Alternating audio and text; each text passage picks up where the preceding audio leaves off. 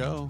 I'm looking right at you, by the way. Thank you. Welcome you to the show. So good to be here. I'm Dr. Corey Allen alongside my wife, Pam. Each and every week, we're just having honest conversations that largely are framed by the nation and the way they let us know where they want to go or touch points that they've got to be addressed. Call us at 214-702-9565 is our voicemail line. That also is how you can use a way to connect with us about the possibility of being a call-in segment. We did that last week. A lot of fun diving in. Got some great feedback on how that helps round out the conversations as far as you get more detail. And that always helps rather than we go where we think things go. It's nice to have more specifics. Be even more helpful. That's the goal. And you can also email us at feedback@sexymarriageradio.com. So we're just jumping right in. This is a little bit of a different episode than we've done in the past. And this is one that I guess we would term it's just going to be a little more personal, just because there's an element and seasons of life, or for sure where we are right now, stages of life, that there's just more upheaval and there's more busy, there's more distraction, there's more weight, there's more pressure, all kinds of ways. Yeah.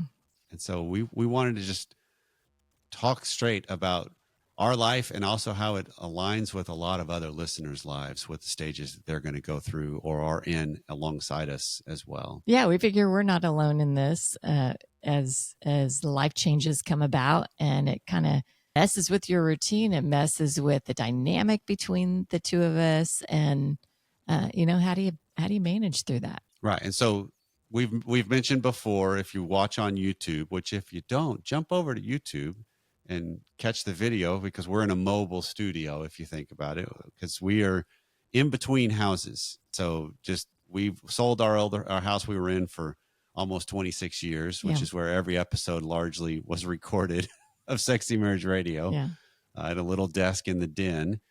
And we're in the process of completing a new build for the next house. And so in the meantime, for a couple months, we're living with your sister, who's been gracious to allow us to come take over her house in large part, because that's pretty much what we've done. But that also means there's a huge disruption for her, for us, for our son, and then our daughter who's off at college. The emotional side of it is what she has to deal with, but the physical, she didn't have to because she's 2 states away. Right. But it creates a change in the dynamic between us and how we do life and how we do sex, because that's one of the phrases we've talked about, is how you do life is how you do sex, and how you do sex is how you'll do life. Yes. But then you also add to it, I'm just setting the stage for the listeners so they get an understanding of where we are and why we're kind of talking about this. So we have a new place we're living right now.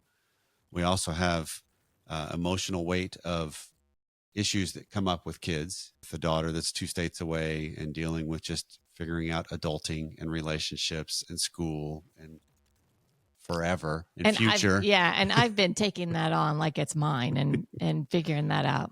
And then a son who is a high school senior and is done with school in a lot of ways in his mind, which doesn't align with what we want to have happen.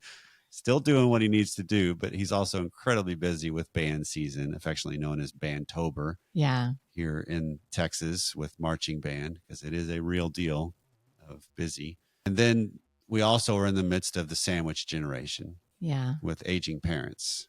Of you have a mom that's still alive and dealing with issues that aging relationships go on. And then I have both my parents, fortunately they live in the same building up in Kansas, which is very my mom fortunate. and Corey's parents, they live in the same different floors, same building. It's amazing. Yeah, it's a great plus when we go up. But lots of backs and forth with doctors and things like that. Right. And so I have a mom that has dementia, and that seems to be progressing a little bit more. And so there's a lot of different weight that happens, and that will dramatically impact how we do life and how we try to maintain life, jobs, home, plans, future, money, everything. Everything gets impacted by this. Yeah.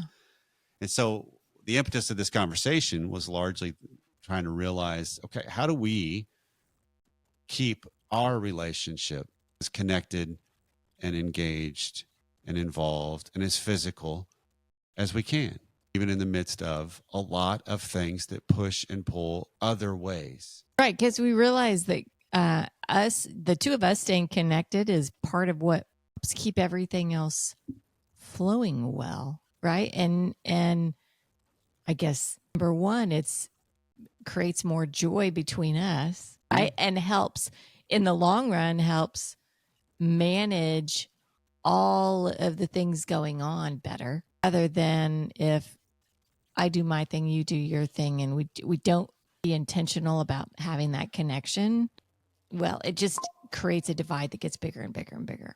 There's an element of let's do, because here's kind of what I want to go with this. Like we were talking about this last night. There's an element of what's the importance of the marriage in the midst of all the other things that will war against it, if you will. What's the importance of ourselves in the midst of all the things that we're required or feel responsible for or take on that are ours or are not ours, but we can still take them on. And then how do we do that? Right. That's kind of, I think, the way to lay out the way we're going to go today.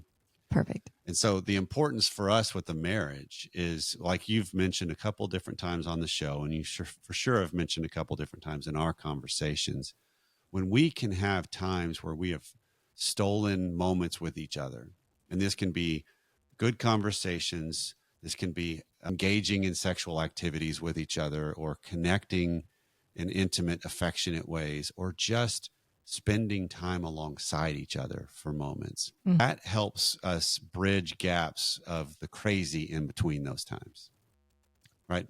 It's an ally. It's a collaboration is probably the way I would think about it. Absolutely.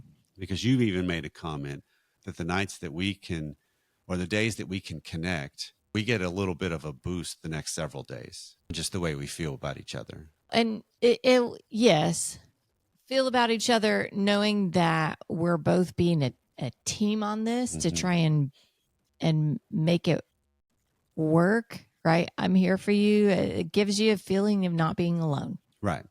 Right. And that's that element of then we're allies. We're on the same page. We can collaborate. We're in this together. And so thinking through that lens, this is something we both are on board with. We both are seeking. And sometimes we have to just remind each other. It's probably the easiest way to describe that, right? That it's like, oh yeah, because I get too caught up in something and you're like, hey, let's go to dinner. Or you'll get too bombarded with things. I'm like, hey, I'm coming up and going to meet you for lunch.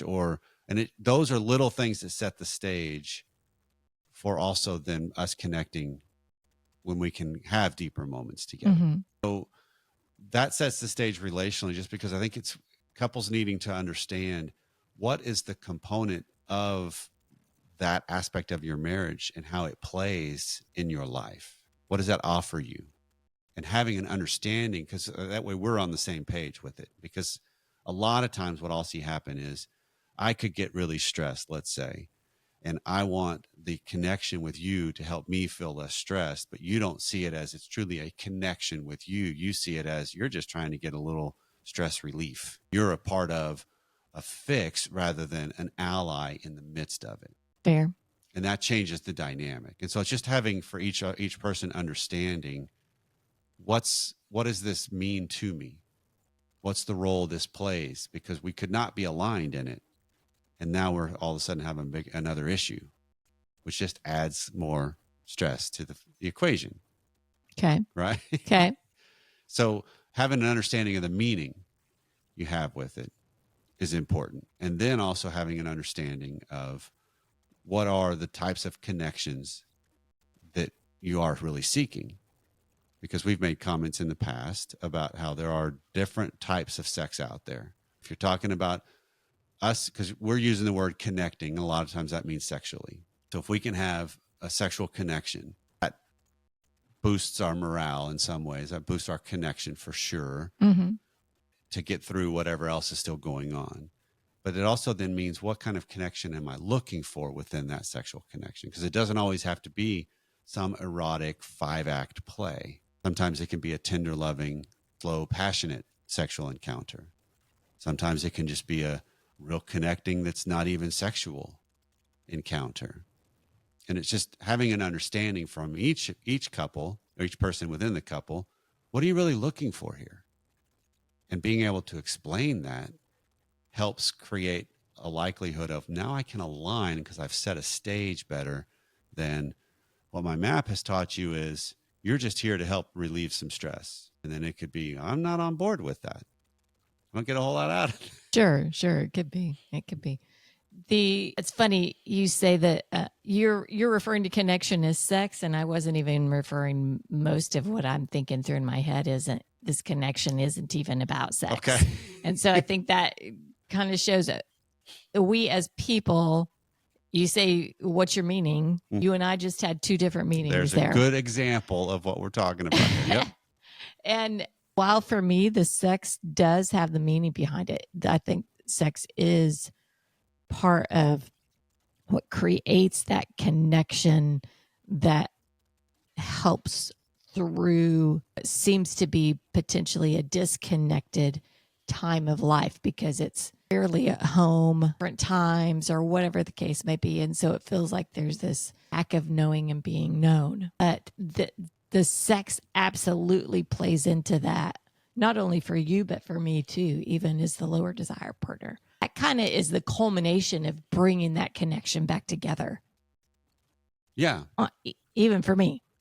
Okay. So in essence, then this is the yin and the yang almost, right? That there can be this, you're looking at the connection from one side. I'm looking at it the other to get that side. And that's kind of the dynamic of a lot of relationships right there. And it's just, and again, that's the importance of how do I think this through personally? Because that's the other component we need to pivot to of when you're bombarded with different things in life, be it situationally or just these chronic things that you're facing. What is paramount is according to the way we think here at Sexy Marriage Radio is you have to draw a circle around yourself and deal with whoever's inside that circle first.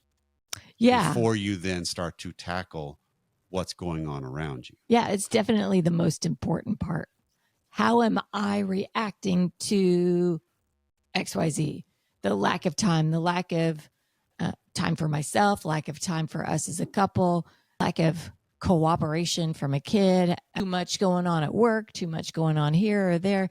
How do I react? How am I carrying myself? That's first and foremost. Because I got to be awareness. Yeah, I got to be good in here inside me. And obviously, what I do affects those around me. Yes, absolutely. And that's one of the things that's important with this dynamic. And that's also where we'll be going in the extended content is talking about a visualization and a framework to use to help get a better, accurate view of where are you in the level of functioning you've got. Okay. Right. So that's, we'll kind of dive into some of which will be building off of the last couple of weeks in some ways, because it's Schnarch's work on regression. So we'll unpack a framework that you can use because it's helped us and it's helped us with our oldest daughter because she uses the terminology too. And so we can at least, it level sets our conversations. Sure. Right. Because now we're using the same language. I think that is huge. We can't just, I guess we'll do that in extended contact, but being able to use the same language and know what the other person's talking about takes away so much. It diminishes away the likelihood of it spiraling out of control and becoming a problem between us. Now it's something we can align to face because we're using the same language. It could be, or maybe it's still a struggle and you're just hopefully taking out some of the miscommunication about what it is. Fair. Doesn't mean that just because we're using the same language, we're going to agree on. Well, that's that element of once I build off of what you just said. Let's use this example because you alluded to internalize some of the things that go on with our kids and you take it on as yourself. When a lot of what they're facing is what they've got to face. Yeah. And they've got to deal with, even though they're only 19 and 17 as of the time of this recording, they still have to figure out how am I moving into my world and facing what I'm required to face. Yeah. If you internalize that and you carry that emotional weight, then all of a sudden it starts bringing you down. You start reacting to that. You start amping yourself up. But when you have by the way, he's telling you guys exactly what I've been doing lately. So It's not, I'm not throwing my wife under the bus. This is just it's reality. exactly what I've This is been what doing. goes on. And so when you can get a better awareness of, okay, why am I not functioning so well with this? That's a better and curious question rather than when I'm not functioning well, I tend to allow that to be the truth and I'm reacting only. So this is about when I can get better at seeing what's going on. And this is what we'll unpack in the extended content. But when I can get better at seeing what's going on, it doesn't make my problem go away.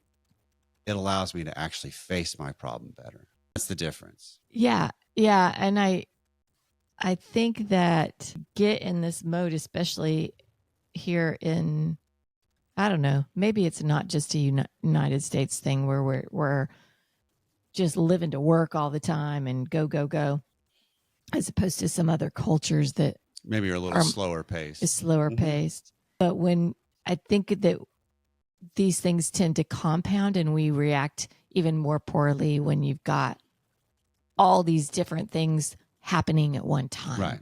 Right. Which is kind of why we're bringing this up and going a little more because personal. We're still required to have to face what life involves and requires of us, and what family involves and requires of us, and relationships involve and require of us, because we've committed to things, whether we like it or not. We're a part of situations, we're a part of systems.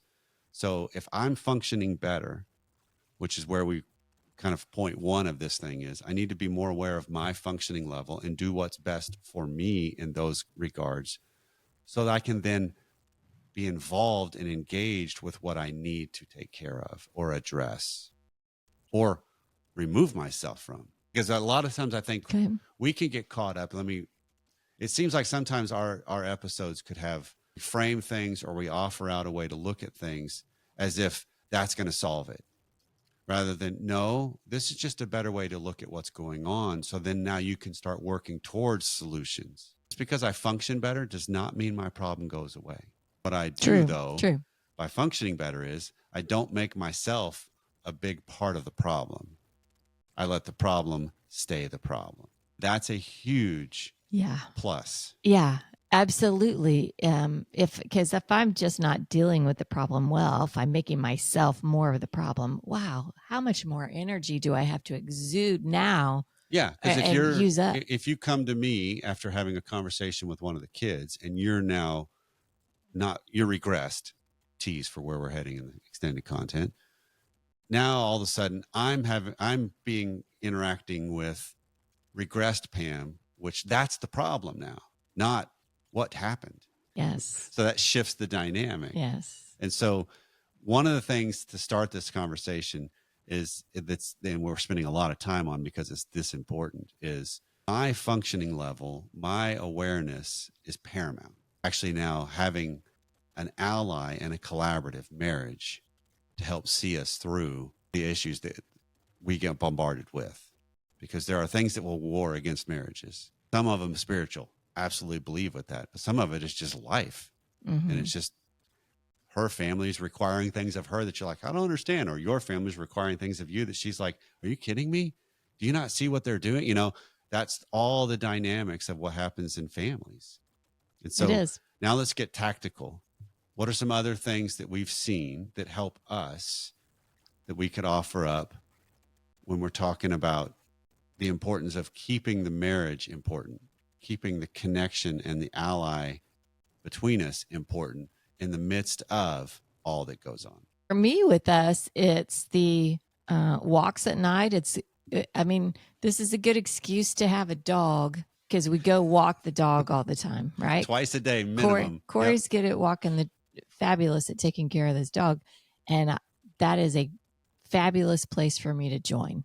And that's where most of our conversations happen. Right. Is long walks around the neighborhood. And that's where Corey gets a lot of my offloading, vomiting out, where I've taken on stuff from the kids, and he's what he just referred to, dealing with the Pam piece of this rather than what's the real problem. That wakes me up a lot. When I hear myself just out there talking when we're walking, it helps walk through a lot of those things. But the John Eldridge. Oh, pause Pause app. The app. 1 minute pause. Yes.